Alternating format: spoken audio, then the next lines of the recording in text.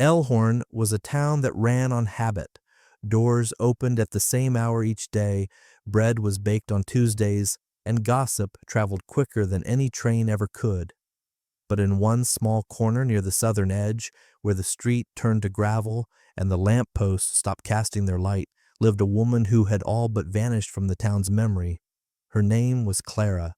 She wasn't old, not truly, though sorrow had drawn its lines early across her face. In the daylight she moved with quiet precision, sweeping her porch, boiling water for tea she rarely drank, mending linens no one would wear. Her hands were always busy. Her eyes never quite met the world, and though she lived in a house meant for two, there had been only one breath echoing through it for the last 3 winters. Her husband, James, had died during a fever that swept through Elhorn with merciless speed. One day he had stood by the hearth, rubbing his palms together, chuckling about needing thicker socks, and 3 days later, Clara was burying him under the elm tree behind the church, with no family left to hold her hand. The townsfolk had helped for a time, bringing casseroles, offers to chop wood, awkward condolences wrapped in too many words. But grief is a heavy silence, and eventually they grew weary of carrying it with her, so they stopped coming. Clara never asked them to return. She didn't need much. Her garden gave her potatoes, the hen laid just enough eggs, and the old stove creaked to life each morning like a stubborn old man unwilling to quit. She sold embroidered napkins to the general store once a month, just enough for salt and lamp oil, enough for the basics, enough to survive, but not enough to live. Each morning she walked to the edge of her porch, stood barefoot for a breath, and looked down the road, not expecting anything, not hoping for anything, just observing, a ritual she hadn't skipped in over 1,000 days. She'd started it the morning after James died, as if waiting for a sign. Nothing had ever come, until that day. It began like any other. Morning sunlight spilled over the rooftops, catching on the iron bell outside the mayor's office. Clara was pulling fresh sheets from the line when the sound of shouting drew her attention. Not angry shouting, excited, curious, the kind of voice people used when something unexpected had interrupted their schedule. Curiosity was dangerous, Clara had learned. It led to disappointment. Still, she folded the sheet slowly, her ears trained toward the town square. Another shout, then laughter, then the unmistakable ring of the mayor's cane against the old courthouse steps. With quiet deliberation, Clara set the linens on the porch rail. She smoothed her hands over her apron, and without quite knowing why, she began walking. Elhorn Square was already filled by the time she arrived. Children stood on barrels, men leaned on hitching posts. The mayor stood at the center, puffed like a rooster, waving his cane toward something behind the rusted iron bars of the old holding cage. "Ain't never seen anything like him," someone whispered. "Caught him sleeping in the canyons, filthy as sin. He bit the sheriff," they said, "took a piece of his ear clean off." They called him a beast, an animal, a mountain man. Clara's eyes moved through the crowd until they settled on him. He was crouched in the cage's shadow, shirtless and barefoot, arms wrapped tight around his knees. His face was hidden beneath a tangle of hair and dirt, but his eyes were open, wide and flat and empty. Clara felt the world narrow. She had seen those eyes before, in her mirror, the morning she put on black and lowered a brass ring into the cold, hard earth. And in that moment, in the middle of the jeering crowd, with a sun-warmed wind pulling gently at her shawl, Clara Walker felt something stir that she had thought long buried. Not pity, not fear, something else, something like recognition. And for the first time in 3 long years, she stepped forward towards something she could not yet name, but knew deep in her bones would change everything. The crowd shifted restlessly as the mayor barked from atop the platform. "This beast is up for sale. $1, 1 deed, or 1 damn good reason, and he's yours." Laughter rippled through the townsfolk like kindling catching flame. "Send him to the circus," someone jeered. "Let the judge hang him," said another. Clara didn't laugh.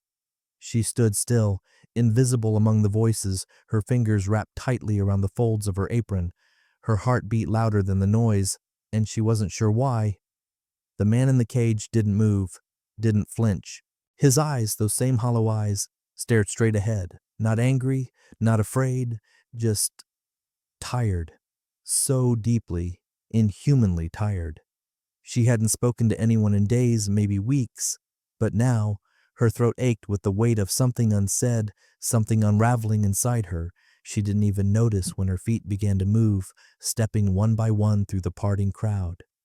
"Hey," the mayor's voice cut through the murmur. "You there, Widow Walker, speak your business." Clara stopped a foot away from the rusted cage. The man's gaze had shifted, barely, but it had found her. A flicker of breath. That was all. But it was enough to keep her from turning back. She reached slowly to her left hand. The brass ring still circled her finger like a memory that refused to be forgotten. James's ring, the one she hadn't taken off, not once, until now.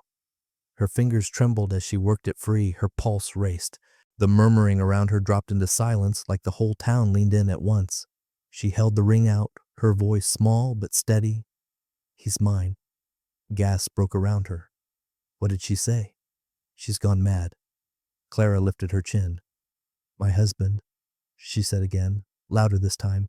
"He left home over a year ago, but I want him back now." A long pause. Then the mayor let out a slow, amused whistle.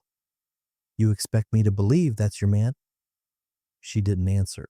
She crouched slowly, eyes level with the cage's single occupant.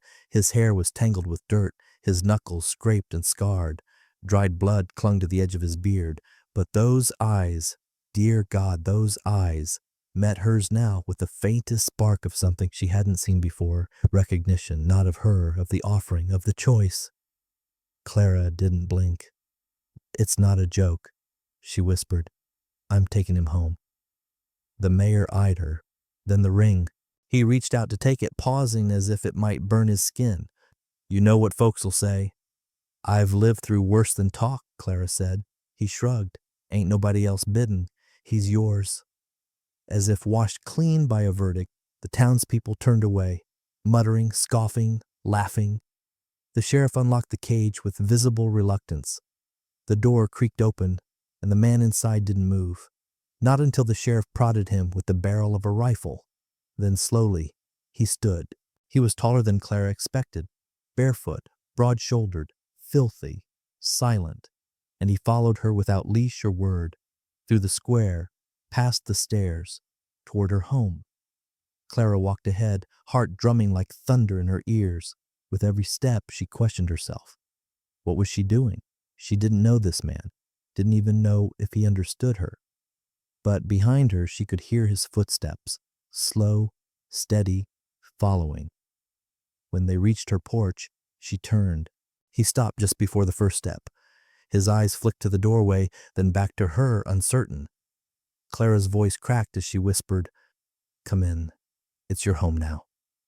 He didn't move, but his hand, dirt-streaked and scarred, touched the spot where the ring had been offered, and something in Clara, something aching and raw, softened. Because for the first time in years, someone had taken a step toward her, even if only in silence. And that silence spoke louder than any vow ever could. Clara left the door open. She didn't turn to look if he followed, didn't beckon, didn't speak again. She just stepped over the threshold, crossed the kitchen in silence, and lit the lamp on the table. The warm glow spread slowly, brushing against the walls, touching the wooden frame with a softness she hadn't noticed in years. Then she filled the basin with warm water and set it near the hearth. A clean blanket was folded beside it. She didn't say, "This is for you." She just let it be seen. Her hands moved on memory. Years of caring for James etched into the way she folded towels, set out stew, brushed crumbs from the table. But this felt different. Not like tending a husband, not like welcoming a guest, something else, something unsure. Behind her, the porch groaned under weight, but still, no footsteps entered. She stirred the stew again, slower this time. The scent of potatoes and sage rose in the room like a breath. Her stomach twisted, unsure if it was nerves or grief or hunger. Then finally, the door creaked. No slam, no rush, just the quiet sound of a man crossing into a place that wasn't his. Clara didn't look up, but she heard him pause by the threshold, heard the hesitation in his breath, the tentative scuff of bare feet on wood. Then the door clicked shut behind him, and for the first time in a long time, her house held 2 heartbeats. She slid the wooden bowl across the table, still silent. She stole a glance then. He stood near the hearth, shoulders hunched, hair hanging loose and wild. He looked like a man who expected to be hit, not helped, a man who had lived too long in the corners of the world. His back bore scars, deep and crisscrossed like an old angry map. But his hands were steady now, hanging at his sides. Clara gestured gently to the food. "You don't have to speak," she said, her voice barely above a whisper. "But I hope you'll eat." He didn't move.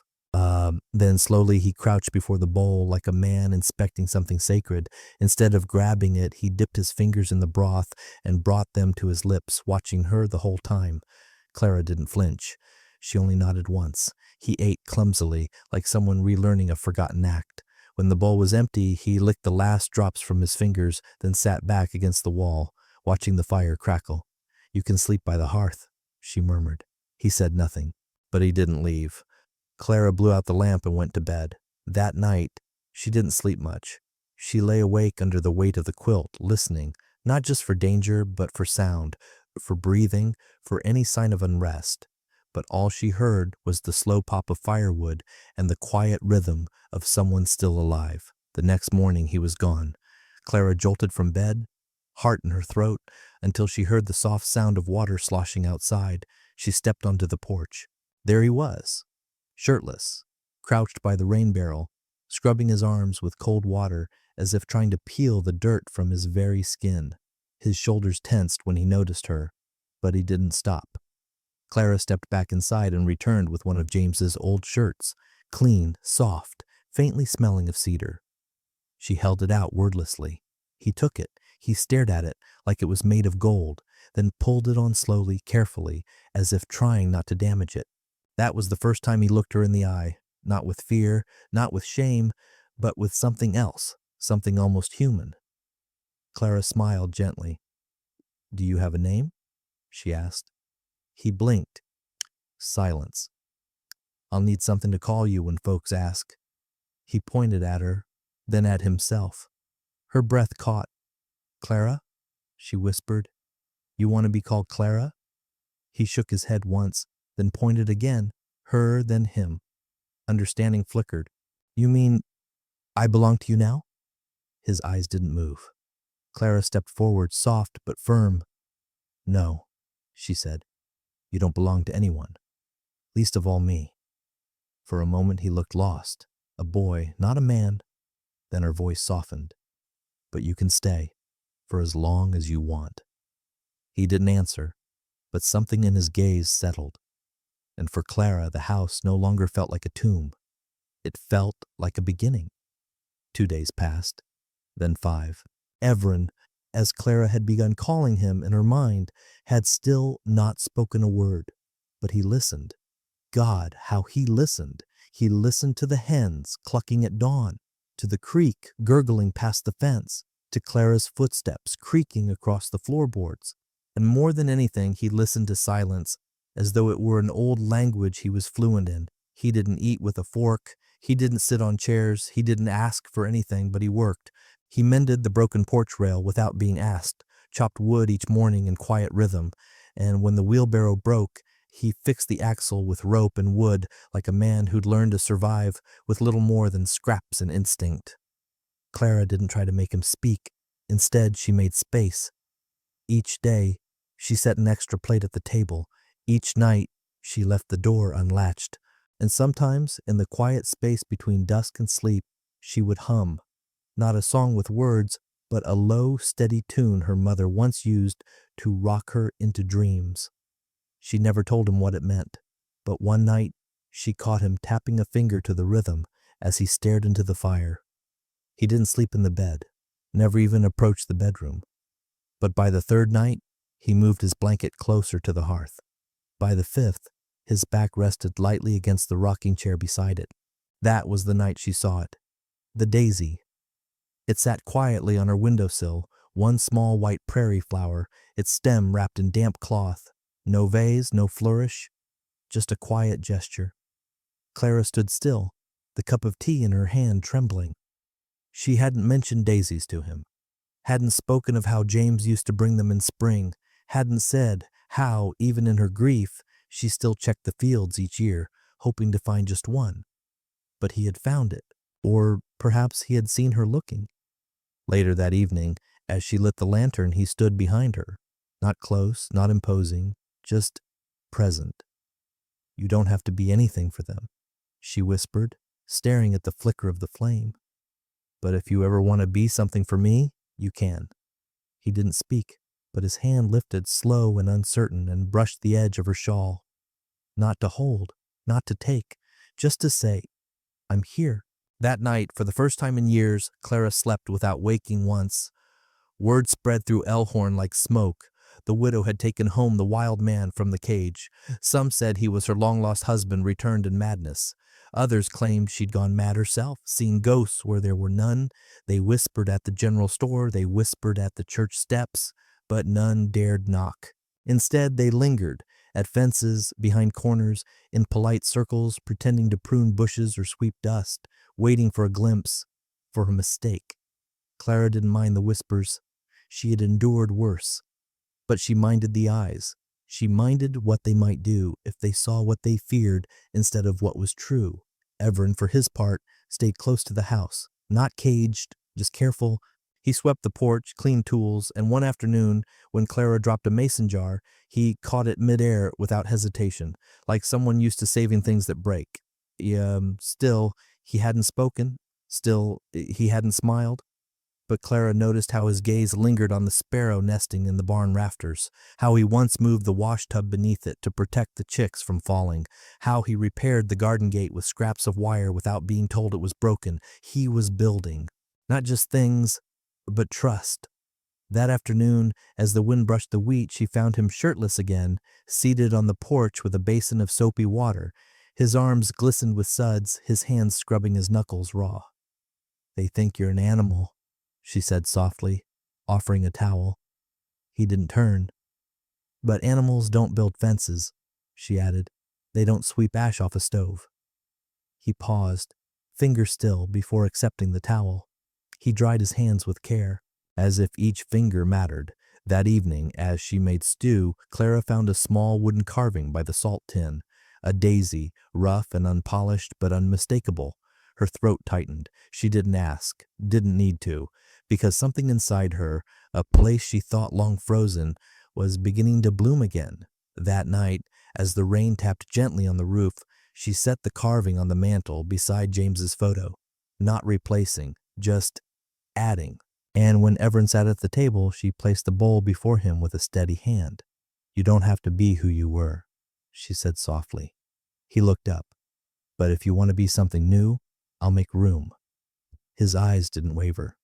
And though he didn't answer, she saw it, the smallest flicker of something rising behind the silence, something that might one day be a voice. It happened in the barn. Rain had softened the fields that morning, and Clara was gathering eggs when she heard the unmistakable clatter of something heavy collapsing against the wall. She ran barefoot through the mud, apron flaring, breath stuck somewhere between her ribs and her throat. Everin was inside, crouched low, one arm gripping his ribs, the other struggling to restack the pile of logs he'd knocked over. Blood soaked through the fabric of James's old shirt. "Oh God," Clara breathed, dropping beside him. "What happened?" He didn't speak. His eyes were wide, not with pain, but with something else. Shame.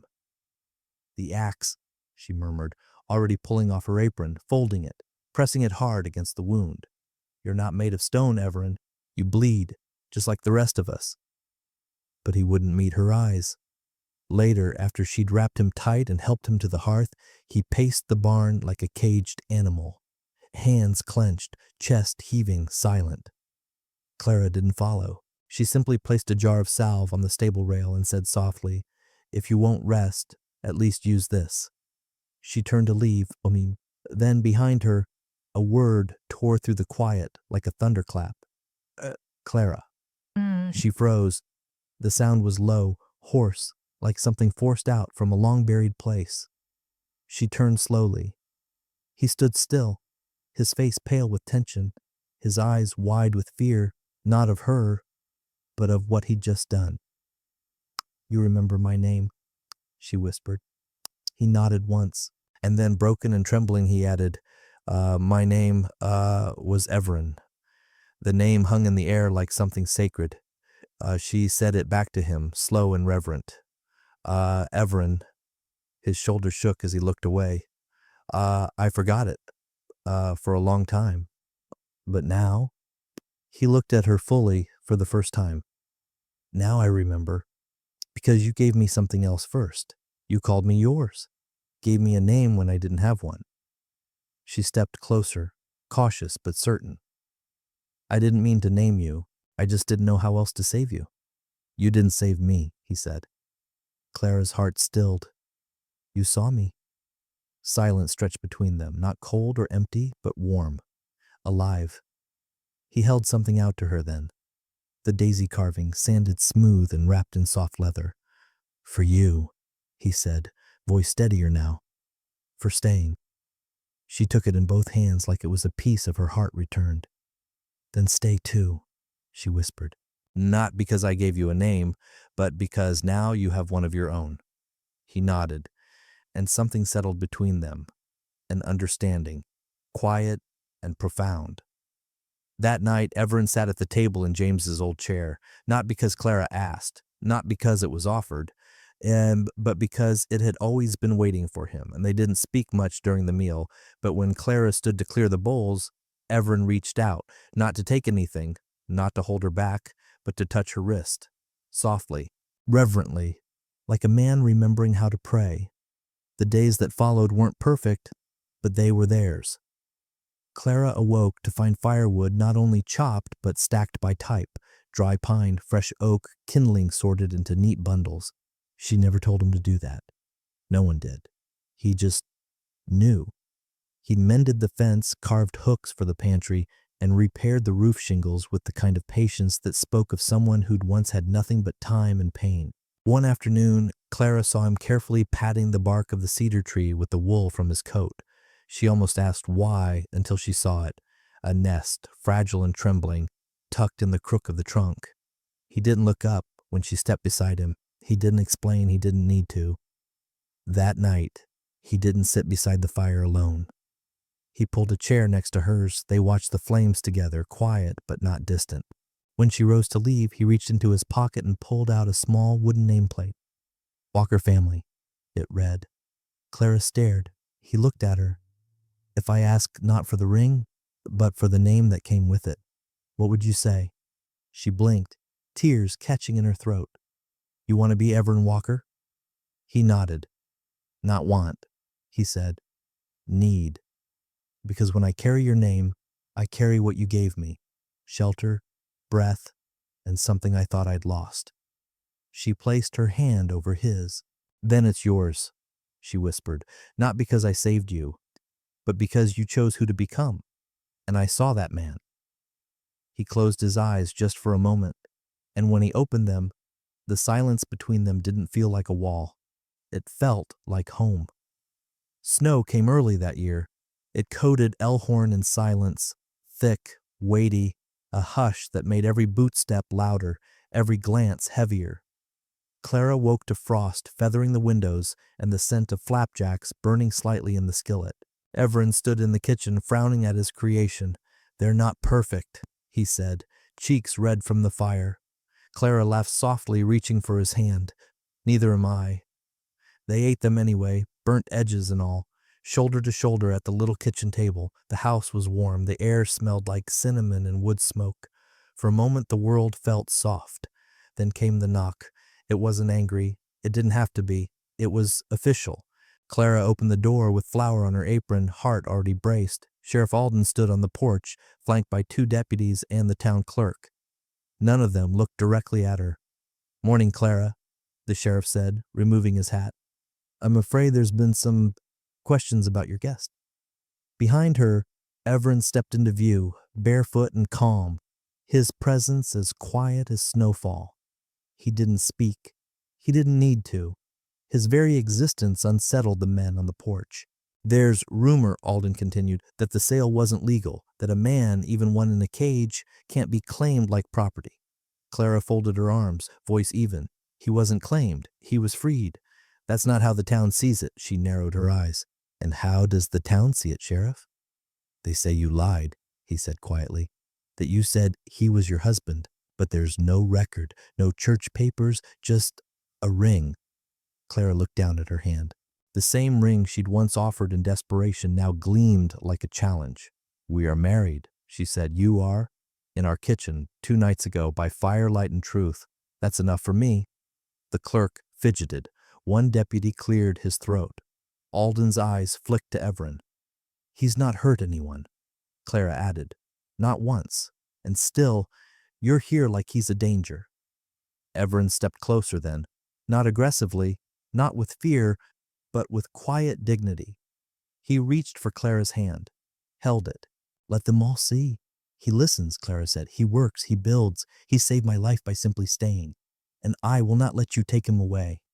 Alden exhaled, long and heavy. If anyone asks, you were married a week ago. No paperwork, no witnesses, just your word. Clara nodded. It's the truth I'll keep telling. When they left, she closed the door slowly, her hand still in Everin's, her breath shaking. They'll come again, she whispered. I know, he said, but if you stay, I'll stay. And for the first time, Clara realized she wasn't the only one who had chosen, but peace, once cracked, never quite settles again. 3 days later, smoke rose from the eastern ridge. The trading barn, old Mr. Harrow's place, was ablaze. Flames roared, red against the snow.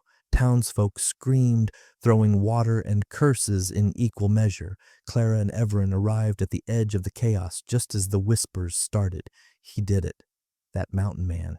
He's gone feral. He's back for revenge. Everin stood still, eyes burning, not with guilt, but with the weight of knowing. I've been with him all week, Clara said sharply. He hasn't left my sight. But fear had found its fuel. Sheriff Alden approached, breathless. Ever, did you see anything? Everin met his eyes. No. Then help us, Clara said. Show them what kind of man you are. Without a word, Everin ran into the smoke. He carried buckets, lifted beams, pulled a child from the edge of a collapsed wall. By the time the fire died, his shirt was scorched and his hands bled. He didn't stop, not once. Clara found him sitting on a crate afterward, face streaked with ash. You didn't owe them that, she whispered. I didn't do it for them, he said. I did it because this town knows how to burn what it fears. But maybe it can learn to build too. She cupped his face in both hands. You didn't just walk into that fire. You walked into every scar they gave you and said, I'm still here. He closed his eyes, then opened them with something new inside. Resolve, hope. Clara, he said, you gave me my name. Now let me earn yours. Later that evening, while Clara brewed tea, Everin stood by the mantel, staring at the wooden ring box she kept there. I never asked, he said, about James. Clara turned quiet. Fever took him. Springtime. 3 days. Everin nodded, then opened the box. Inside the brass ring she had once used to buy his freedom. This is the one you gave for me. It was all I had left of him, she said. But that day, it felt like I was giving it to someone else. Everin turned it in his palm, then looked up. If I ask not for the ring, he said, but for the name that came with it, what would you say? Clara blinked through the steam of the tea. Her voice was steady. I'd say, it already belongs to you. And when she placed the ring into his hand, it no longer felt like the end of something lost. It felt like the beginning of something chosen. The snow softened in the weeks that followed, giving way to slush and thaw. Spring crept toward Elhorn quietly, like a breath the town had been holding too long. Clara stood on the porch in her best blue dress, fingers trembling as she fastened the last button, not from cold, not even from fear, from change. Tonight was the spring barn dance, a yearly tradition always held in the same barn where her husband had once spun her beneath lantern light. She hadn't gone in 3 years, but now the invitation from Alden sat on the kitchen table, scrawled in the sheriff's neat block script, if you're ready, you're welcome. She wasn't sure what it meant to be ready, only that she couldn't keep hiding. Everin stood outside chopping kindling, his shirt tucked in, hair pulled back in the leather tie Clara had cut for him herself. When he looked up and saw her, he stopped. Just stopped. "You look like peace," he said. She smiled, soft and shy. "They might not be kind." "They don't have to be," he said, setting down the axe. "You already were." They walked together down the muddy road, not touching, not speaking, just side by side. The closer they got, the more the music drifted through the air, fiddle strings, boot stomps, the sounds of a town pretending it had never whispered. As they approached the barn, conversation slowed, then stopped. Eyes turned, murmurs rose like wind through wheat. There she is, with him, she brought the beast. But Clara kept her chin high, and Everin matched her posture, not defiant, just steady, unashamed. Sheriff Alden stood by the punch table, nodding as they passed. "Evening," he said, "and glad you came." Clara nodded back. No smile, no apology. Then, like a challenge thrown into the dust, someone called from the shadows, "Dance with the beast, Clara. Let's see if he bites." A few chuckled. Another voice, sharp and bitter, added, "Or maybe she wants to be bitten." But Clara stepped forward, took Everin's hand, and placed it gently at her waist. "Don't let go," she whispered. "I've been holding on since the cage," he said, and they danced. It wasn't graceful, not at first, but it was real. And as the music picked up and Everin moved with her, one foot then the other, people watched, and slowly the sneers faded. A little girl stepped forward and placed a daisy in Clara's hand. An old woman leaned in and whispered, "He carved my husband a spoon last week with our initials. He wouldn't take coin." Even Alden tipped his hat and said, "Thanks for the fire." By the third song, the whispers had changed. By the fourth, a few other couples joined the floor, and for the first time, Clara didn't feel like she was proving something. She felt like she was living again. They walked home beneath a sky full of stars, the barn now behind them, the future ahead. "Did you know," Clara said, voice barely more than breath, "when you were in that cage, I was the one who begged them not to chain your wrists?" He looked over, surprise flickering. "They didn't listen," she continued. "But I wanted them to. I didn't know you, but something in me couldn't bear the silence around you." Everin stopped walking. He reached for her hand, brought it to his chest. "I remember your voice," he said, "before I knew your name." She leaned into him then, her head against his heart. "I never want to forget what kindness sounds like," she whispered. The next morning, Clara was gathering eggs when she heard the familiar rhythm of the woodpile fall apart. She ran to the barn, heart thudding, only to find Everin standing there, holding the old iron bars from his cage. Someone had placed them in the corner of the barn. A reminder, a warning.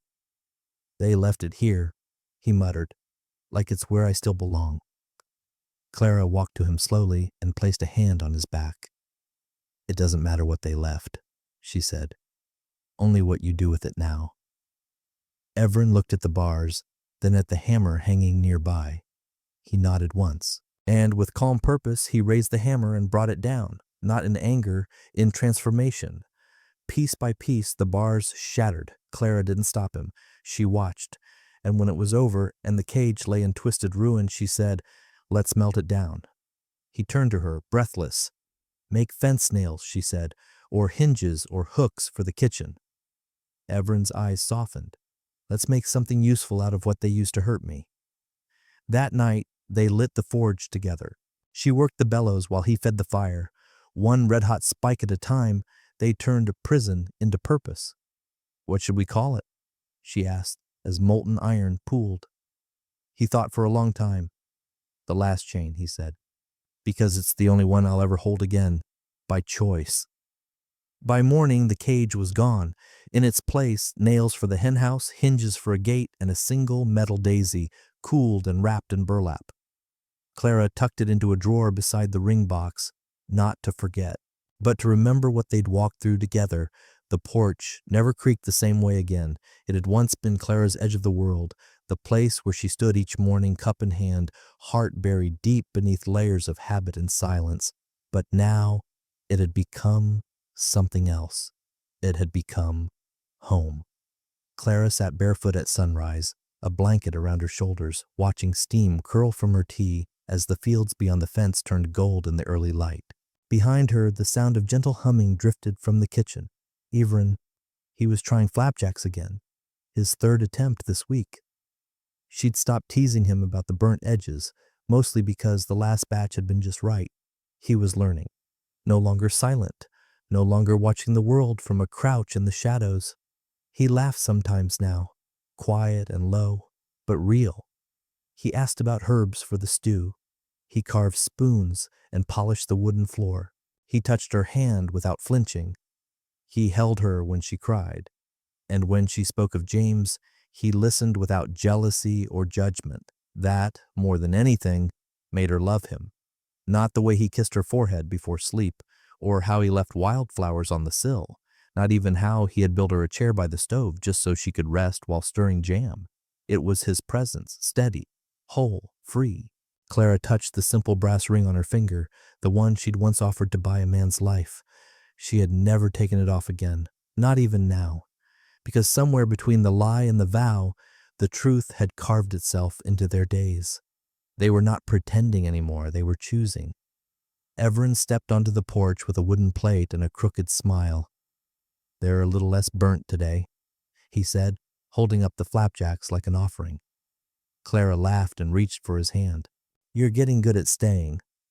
He looked out toward the fields, where their new fence shimmered silver in the dew. "I used to think I was born in a cage," he said, "but maybe I was just waiting for someone to see past it." She turned to him, brushing flour from his chin. "I didn't see past it. I saw you in it, and I couldn't bear the silence." He set the plate down and took both her hands. "Do you regret it?" he asked. "Any of it? The ring? The lie? Bringing me home?" She held his gaze. "No, I only regret that it took a cage to bring us together." They ate quietly, knees touching beneath the table. Beyond the porch, chickens scratched the earth, and the wind stirred the wheat in soft waves. In town, the whispers had changed. Not everyone came around, but the ones who mattered did. The sheriff brought tools to borrow. Children waved when they passed. Mrs. Talbot asked Everin if he could fix her rocking chair, and Mr. Paxton dropped off extra nails for the henhouse without saying a word. And when someone tried to leave another piece of iron by their barn again, it was Alden who came first, alone, apologetic, and with a shovel in hand. "It won't happen again," he said, voice quiet. Clara had nodded. Everin had offered him water. The world was slow to change, but it was changing. One afternoon, Clara found Everin sanding a cradle. "For the porch," he said when she raised her brow. "For watching storms, or waiting on spring." She smiled. "And maybe—" She trailed off, unsure, but he looked up, already knowing. She took his hand and placed it gently on her belly. "I'm not sure yet," she whispered. "But maybe." Everin exhaled as if remembering how to breathe. "Then I'll build more than fences," he said. "I'll build a world where no one ever sees a cage first." She leaned her head on his shoulder. "And I'll fill it with love that doesn't ask for anything in return." That night, the rain returned, the soft kind, warm and steady. They sat by the fire, reading from the book she used to keep closed. Everin traced his finger beneath the lines, mouthing each word with care. "You've come far," Clara whispered, brushing his hair back. "So have you," he said. They didn't need to say more. At dawn, Everin rose early and placed a new nameplate on the door. Walker Family, it read. No brass, no titles.